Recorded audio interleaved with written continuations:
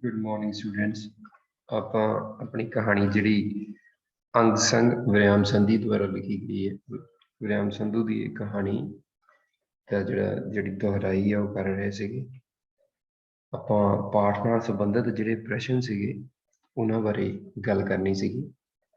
ਇਹਦਾ ਜਿਹੜਾ ਪਾਠ ਨਾਲ ਸੰਬੰਧਿਤ ਜਿਹੜਾ ਪਹਿਲਾ ਪ੍ਰਸ਼ਨ ਸੀਗਾ ਇੱਥੇ ਲਿਖਿਆ ਹੋਇਆ, ਇਸ ਕਹਾਣੀ ਅੰਗ ਸੰਗ ਵਿੱਚ ਅਜਿਹੀ ਕਿਹੜੀ ਘਟਨਾ ਵਾਪਰੀ ਜਿਸ ਕਾਰਨ ਘਰ ਵਿੱਚ ਹਨੇਰੇ ਵਾਤਾਵਰਨ ਵਰਗੀ ਚੁੱਪੀ ਛਾਈ ਹੋਈ ਸੀ।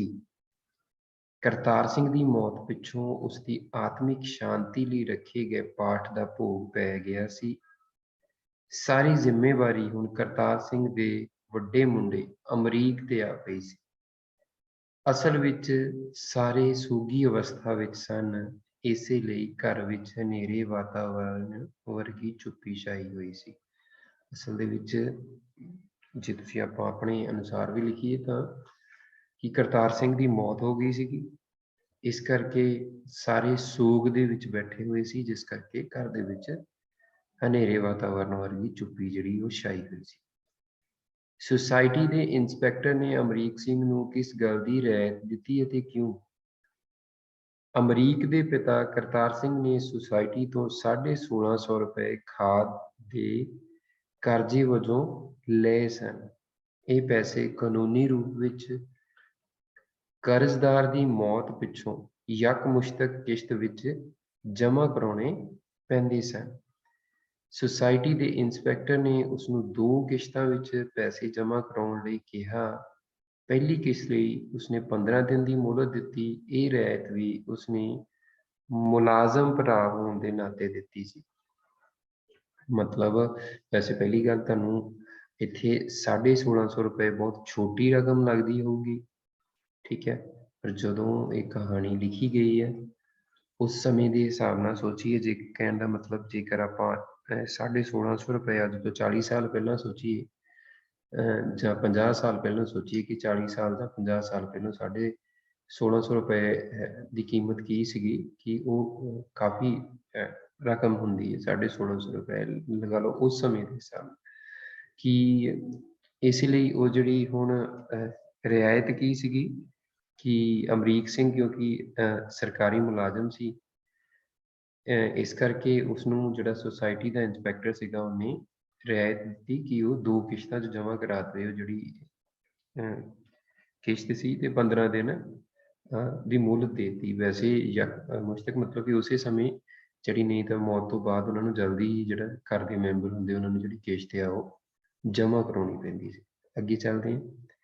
ਕਰਤਾਰ ਸਿੰਘ ਦੇ ਛੋਟੀ ਉਮਰੇ ਹੀ ਦੁਨੀਆ ਤੋਂ ਤੁਰ ਜਾਣ ਦੇ ਕੀ ਕਾਰਨ ਸਨ?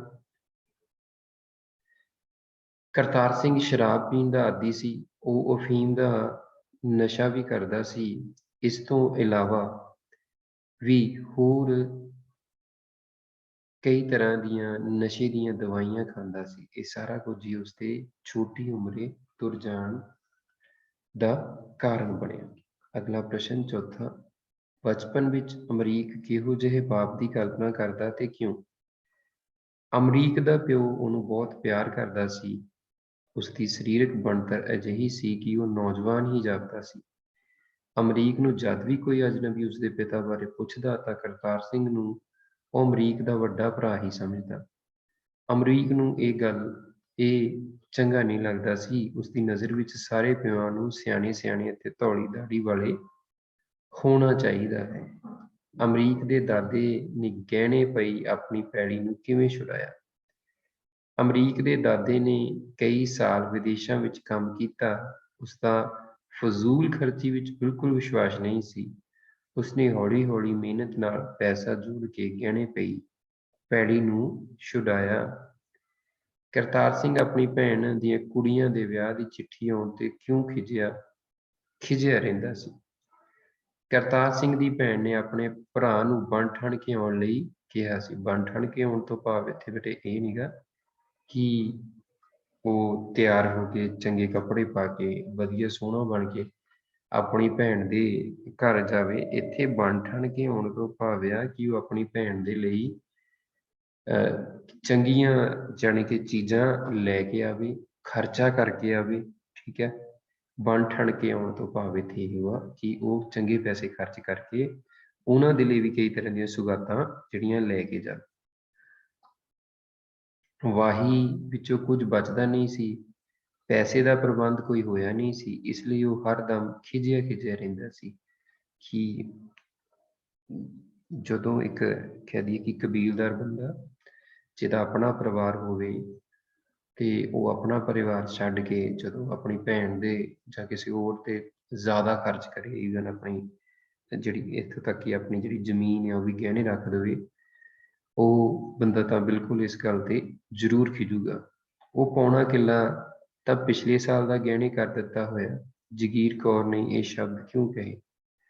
ਅਮਰੀਕ ਚਾਹੁੰਦਾ ਸੀ ਕਿ ਉਸ ਪੌਣੇ ਕਿੱਲੇ ਵਿੱਚ ਪੱਠੇ ਬੀਜੇ ਜਾਣ। ਜਗੀਰ ਕੌਰ ਨੇ ਉਸਨੂੰ ਦੱਸਿਆ ਕਿ ਪਿਛਲੇ ਸਾਲ ਉਸਦੀ ਭੈਣ ਦੀ ਸੱਸ ਦੇ ਇਕੱਠ ਤੇ ਜਾਣ ਲਈ ਪੈਸਿਆਂ ਦਾ ਪ੍ਰਬੰਧ ਕਰਨ ਲਈ ਉਹ ਪੌਣਾ ਕਿੱਲਾ ਤਾਂ ਪਿਛਲੇ ਸਾਲ ਦਾ ਗਹਿਣੇ ਕਰ ਦਿੱਤਾ ਹੋਇਆ ਹੈ।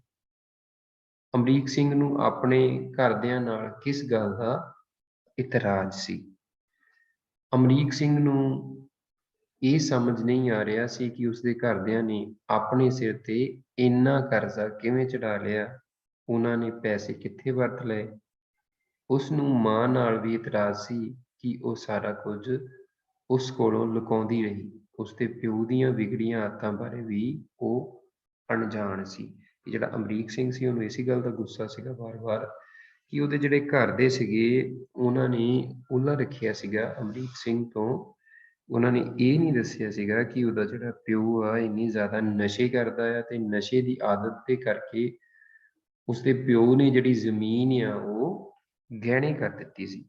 ਇਹ ਗੱਲ ਅਮਰੀਕ ਸਿੰਘ ਤੋਂ ਉਹਦੀ ਮਾਂ ਨੇ ਲੁਕਾਈ ਸੀ, ਜਿਸ ਕਰਕੇ ਅਮਰੀਕ ਸਿੰਘ ਨੂੰ ਆਪਣੀ ਮਾਂ ਤੇ ਗੁੱਸਾ ਸੀਗਾ, ਆਪਣੇ ਘਰਦਿਆਂ ਤੇ ਵੀ ਗੁੱਸਾ ਸੀਗਾ ਕਿ ਉਹਨੂੰ ਪਹਿਲਾਂ ਕਿਉਂ ਨਹੀਂ ਦੱਸਿਆ ਗਿਆ। ਉਹਦੀ ਇੱਥੇ ਕਹਾਣੀਕਾਰ ਦੇ ਜਾਂ ਅਮਰੀਕ ਸਿੰਘ ਦੇ ਸੋਚਣ ਦਾ ਜੇ ਨਜ਼ਰੀਆ ਇਹ ਸੀਗਾ ਕਿ ਜੇਕਰ ਉਹਨੂੰ ਪਤਾ ਲੱਗਦਾ ਤਾਂ ਸ਼ਾਇਦ ਉਹ ਕੁਝ ਕਰ ਸਕਦਾ ਤੇ ਆਪਣੀ ਜਿਹੜੀ ਜ਼ਮੀਨ ਗਹਿਣੇ ਹੋਣ ਤੋਂ ਬਚਾ ਲੈਂਦਾ ਜਾਂ ਆਪਣੇ ਜਿਹੜਾ ਉਹਦਾ ਪਿਤਾ ਹੈ ਉਹਦੇ ਜਲਦੀ ਤੁਰ ਜਾਣ ਤੋਂ ਉਹਨੂੰ ਬਚਾ ਲੈਂਦਾ ਕਿ ਉਹਨੂੰ ਨਸ਼ੇ ਤੋਂ ਰੋਕਦਾ, ਕੁਝ ਅਜਿਹਾ ਕਰਦਾ।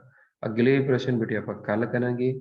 ਵੈਸੇ ਜਿਹੜੇ ਤੁਹਾਡੀ ਪਾਠ ਪੁਸਤਕ ਆ ਉਹਦੇ ਪਿੱਛੇ ਜਿਹੜਾ ਪਾਠ ਪੁਸਤਕ ਦੇ ਅਭਿਆਸ ਕਾਰਜ ਆ ਉਹਦੇ ਵਿੱਚ ਇੰਨੇ ਪ੍ਰਸ਼ਨ ਦਿੱਤੇ ਹੋਏ ਆ, ਪਰ ਆਪਾਂ ਕਿਉਂਕਿ ਆਪਾਂ ਨੂੰ ਪੇਪਰ ਦੇ ਵਿੱਚ 1 ਨੰਬਰ 2 ਨੰਬਰ ਵਾਲੇ ਪ੍ਰਸ਼ਨ 1 ਨੰਬਰ ਵਾਲੇ ਪ੍ਰਸ਼ਨ ਵੀ ਆਉਣੇ ਆ, ਇਸ ਲਈ ਆਪਾਂ ਬਾਕੀ ਦੇ ਜਿਹੜੇ ਉਹ ਕੱਲ ਕਰਦੇ ਆ। ਕੱਲ ਮਿਲਦੇ ਆ। Have a nice day.